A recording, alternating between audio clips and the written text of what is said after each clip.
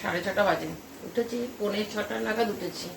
কালকে অ্যালার্মটা দিয়ে মানে অ্যালার্মটা দিয়ে রাখিনি, আর ঘুমটাও আমার একটুখানি দেরি করে ভেঙেছে। যাই হোক, উঠে তাড়াতাড়ি ঝটপট করে একটুখানি রেডি করেছি, কারণ কোনো মানে ফ্রেশ হয়েছি, মুখ টুক জল দিয়েছি, তাছাড়া চুলটাও আঁচড়াইনি। দৌড়ে রান্নাঘরে ঢুকেছি, রুটি করা হয়ে গেছে, আলুর তরকারিও করা হয়ে গেছে, আলু সবজি করলাম, আর একটু ডিমের অমলেট করবো। টিফিনেরটা আগে রেডি করে নিলাম। Good morning, welcome to our new blog. কেমন আছো সবাই? আশা করছি সবাই খুব ভালো আছো, সুস্থ আছো, পজিটিভ আছো।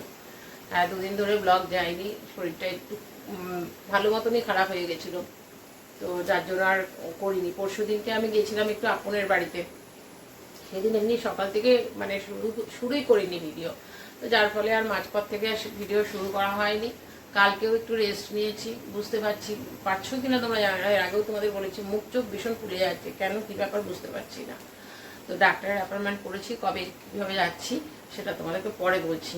আমি একটুখানি চা নিয়েছি, একটা হয়ে গেছে মোটামুটি, কড়াইটা একটু গরম হোক, আর ডিমের অমলেটটা করবো, আর একটু চা বিস্কুট খেয়ে নেই।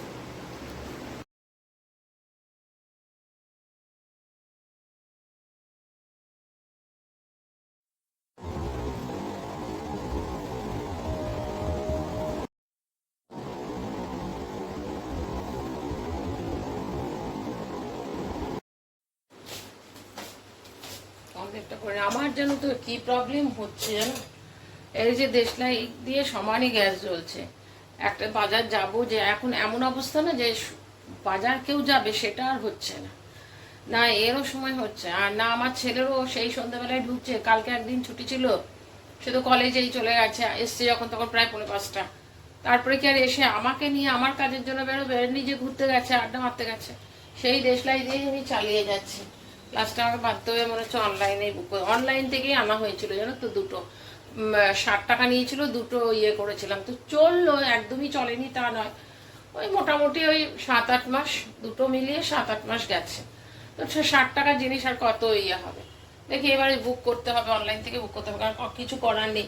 আর এই দেশলাই যে কত দেশলাই যাচ্ছে, এমন এক একটা সময় হচ্ছে দেশলাই শেষ হয়ে গেছে, আবার দৌড়াতে হয় দেশলাই আনতে দোকানে।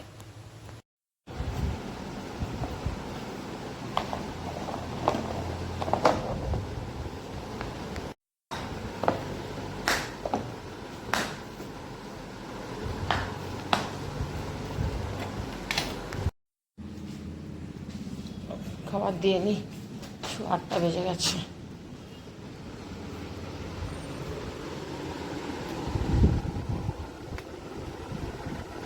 10:30 বাজে, আজকে এখনো কাজ নেই, বিছানাও তুলিনি, বিছানাও পড়ে রয়েছে, আর বাইরে কাপড়গুলো কালকে কাপড় কেচেছিলাম, এতক্ষণে ঢোকালাম। তারপরে এইদিকে দেখো, এইদিকে কতগুলো কাপড় রয়েছে, এগুলো সমস্ত ভাঁজ করার জন্য এখন নিচে বসলাম। আর ছেলেকে টিফিন দিয়েছি, পরে আমিও টিফিন খেয়ে ওষুধ খেয়ে আর বললাম এগুলো করে নিই, কারণ আজকে ভেবেছিলাম একটুখানি নিচে যাব, একটু মাছ নিয়ে এসে করবো, কিন্তু আলু পেঁয়াজ কিছুই নেই, নামলে পরে হতো, কিন্তু আর ইচ্ছে করছে না। আমার ছেলেও বলছে আমি বেরিয়ে যাচ্ছি, আর তোমায় একা যেতে হবে না। বললাম না, যাবো না। একটুখানি খিচুড়ি করেছিলাম, সেই খিচুড়ি একটুখানি আছে, ওটাই ভাবছি একটু ডিমের অমলেট দিয়ে খেয়ে নেব।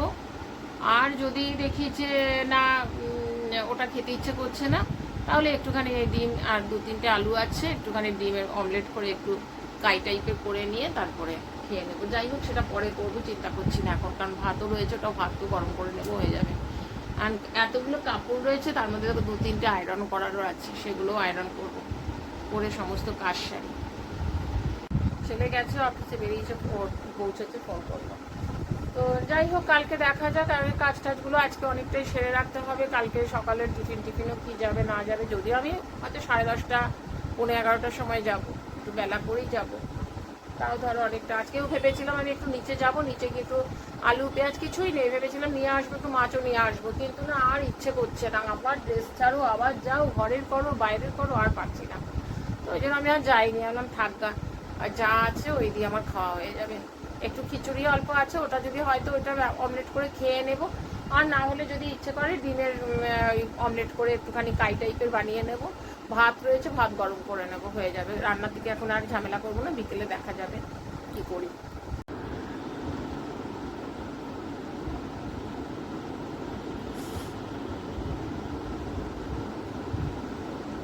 এই যে হাতটা তুলে যে ভাঁজ করছি না, মানে কতটা কষ্ট, মানে কষ্ট, হাতের ব্যথাটা মানে ব্যথা নিয়েই করতে হচ্ছে। সব থেকে বেশি কষ্ট হচ্ছে কি বলতো, চুল আঁচড়াতে, মানে পেছন দিকে হাত করতে পারছি না, হাত তুলতে পারছি না, খুব কষ্ট।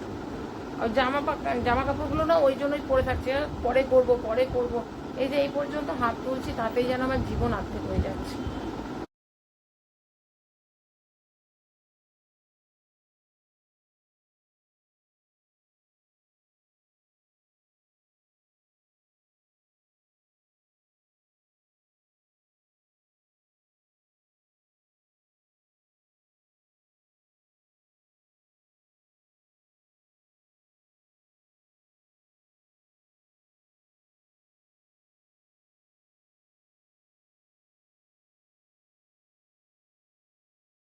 চলো, চান হলো, পুজো হলো, কতগুলো ছেলের গেঞ্জি ছিল, গেঞ্জিগুলোকে একটুখানি একটু গরম জলে সার্ফ দিয়ে একটু ফুটিয়ে নিলাম, সাদা গেঞ্জিগুলো একটু ফুটিয়ে নিলে ইয়ে হয়, ওগুলোকে মেলে টেলে দিয়ে ইয়ে করেছি।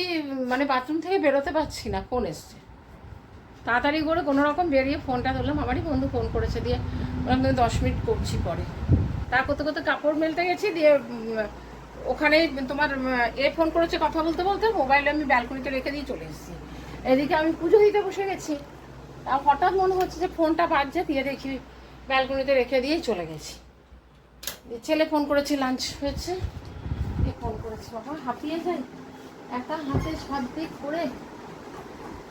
উফ, চলো, চুলটা বেশি ইয়ে করিনি, ভেজাইনি, চান টান করে পুজো দিয়ে দিলাম, চুলটা একটু কালার করবো, কালারটা ভিজিয়ে রেখেছি, আমি দেরি হয়ে যাবে পুজো করতে, ওই জন্য আমি পুজোটা করে নিই, তারপরে ইয়ে করবো। চলো, পরে আমি কথা বলছি আবার। খিচুড়ি, ডিমের অমলেট আর চাটনি। ভেবেছিলাম একটুখানি জল দিয়ে নিয়ে একটু তাহলে পাতলা হতো, তাহলে আমার ইচ্ছে করছে না। এখনও মাথা ওয়াশ করিনি, খিদে পেয়ে গেছে, বাজে 2:05, খেয়ে নিই, তারপরে মাথাটা ওয়াশ করবো।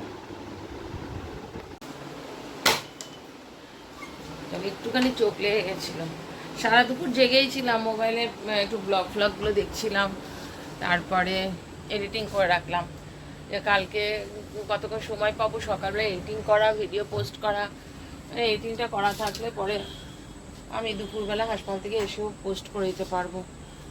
ওই সব করেছি, করে টোরে দিয়ে শুয়েছি, ছেলে ফোন করলো, তার আগে আমি চোখটা লেগে গেছে, মানে চোখ ভালো ঘুমিয়েও গিয়েছিলাম। দিয়ে ছেলে ফোন করে বললো ছুটি হয়ে গেছে, তখন হঠাৎ করে কটা বাজে তো দেখলাম 6:30 বেজে গেছে। দেখি ড্রেস ট্রেস ছাড়ি, সন্ধ্যা দিয়ে চা বসাবো।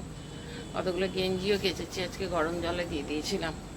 দুবার যে বৃষ্টি নেমেছে, বৃষ্টি হচ্ছে আবার বন্ধ হচ্ছে, এই হয়েছে সারাদিন।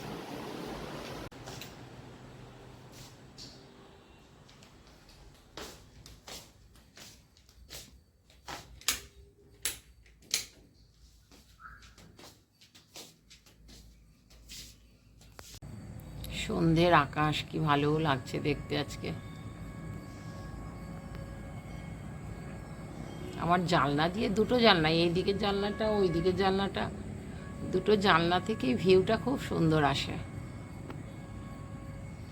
খুব ভালো লাগে। এবার সন্ধ্যেবেলার দিকে দাঁড়িয়ে, মানে সন্ধ্যের পর থেকে এই দিকটা দাঁড়িয়ে থাকতে খুব ভালো লাগে, এইদিকে বলো ওইদিকে ব্যালকনিতে বলো, আমার দুটো জানলাতে, ওই জানলার ভিউটাও খুব সুন্দর আসে ওই দিকেটাতেও। চল আগে সন্ধ্যে দিই।